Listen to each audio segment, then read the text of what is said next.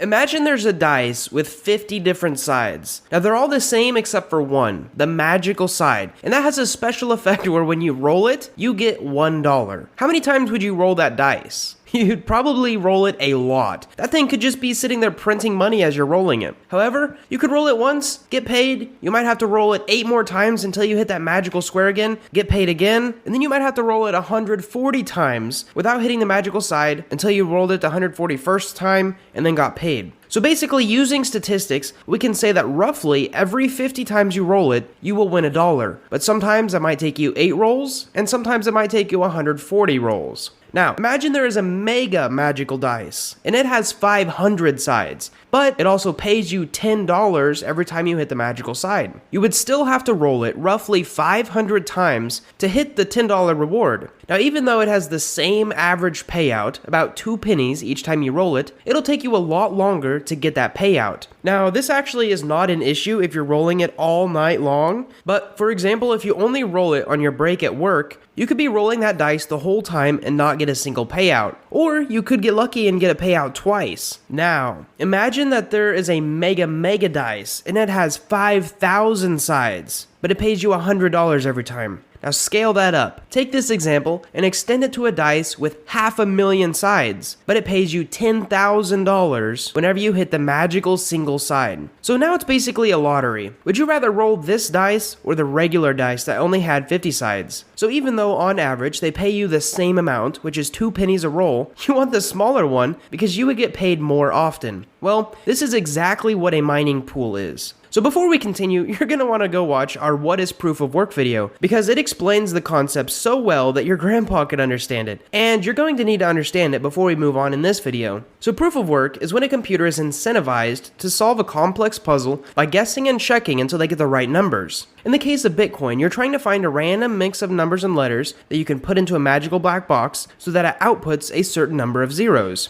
And if you get the right number of zeros, you win the lottery, and we say that you have solved that block and that it will get added to the total blockchain. So solving it means that you get the reward, and for our example, we're going to use Ethereum. A block reward right now is around 3 Ethereum, or $9,000. You could solve that on your own. Here's the issue though. If you used a general personal computer to try mining Ethereum, it would take you around 3,494 days on average to solve the block on your own. Now this means you could solve it in 3 days, or you could solve it in 12 years. But on average, this is how long it would take you. Now the problem is, we want to mine Ethereum and we want to get rewarded for it now, instead of playing the luck game. So we take a whole bunch of other people who also want to mine, we group them together, and they work towards that block all at once. This takes the average time down from 3,494 days to 2 hours. And then whenever the group finds the solution and earns the reward, they split it up between everyone who has mined it, even if they particularly weren't the ones who found the successful solution. So those who work harder get a larger percentage. That way it's fair to them. Now the first question you might be asking is, what if we told them that we were mining harder than we actually were? Because it would be really easy to write a piece of code that told them that we were working way harder than we actually are. For example, instead of mining at 30 megahashes a second, we could easily write a program that tells the pool we are mining at 30,000 megahashes a second, and then get the majority of the block reward. So this is how they solved that problem. Instead of the pools taking a miner's word for it, the pools came up with something clever. Let's say that to solve the current block, we need 20 zeros in the hash. So what the pool does is they take any solution that you find with at least 10 zeros and they give you a share. So you're mining away and you find one with 10 zeros, one with 12 zeros, one with 18 zeros, one with 13 zeros, and one with 17 before someone else finds the solution to the block. Now since these shares prove that you are actually mining, we submit those as proof that we were working towards the solution, instead of just having the pool take our word for it. So essentially, instead of getting paid once per year, the purpose of mining pools is to get paid once per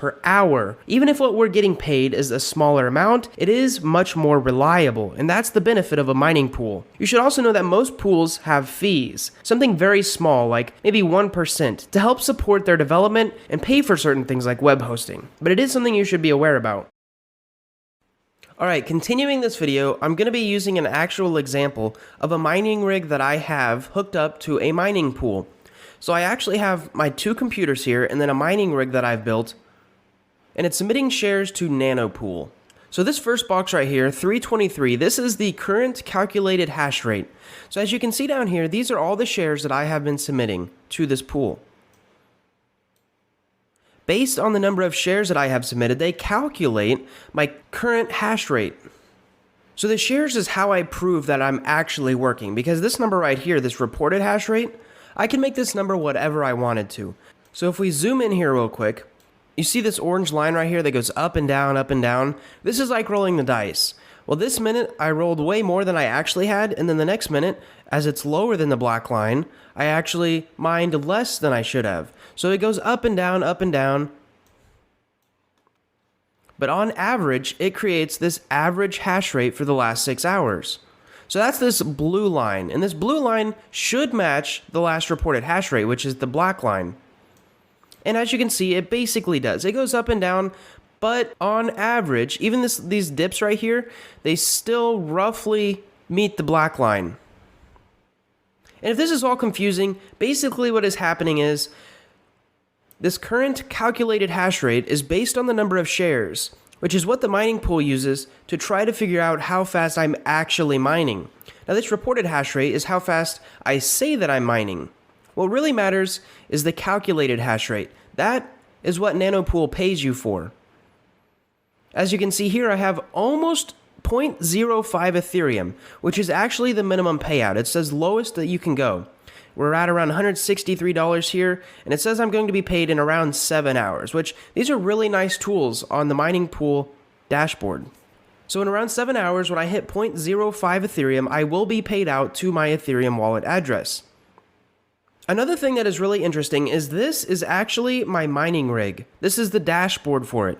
So basically I have 7 GPUs hooked up to my mining rig. Each one is roughly mining at 30 mega hashes, which is around 30 million hashes a second.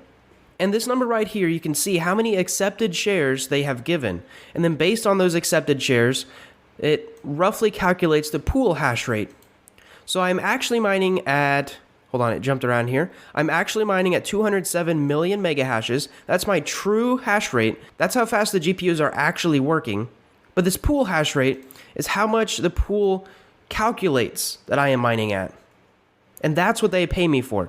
You can actually see the current high share score list, which if you know what this means, it's very interesting.